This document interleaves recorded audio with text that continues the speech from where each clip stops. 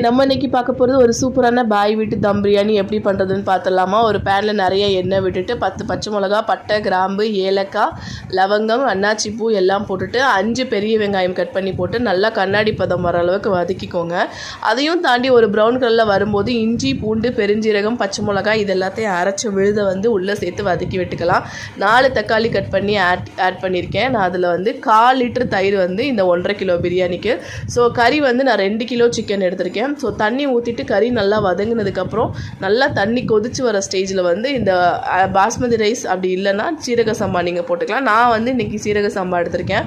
இது ஒரு 10 நிமிஷத்துக்கு அளவுக்கு ஊற வச்சாலே போதும், இல்லைனா பிரியாணி குழஞ்சிரும். ஸோ நல்லா ஊற வச்சு உள்ளே சேர்த்துட்டு இந்த 1.5 கிலோ பிரியாணிக்கு நான் 150 நெய் சேர்த்துருக்கேன்.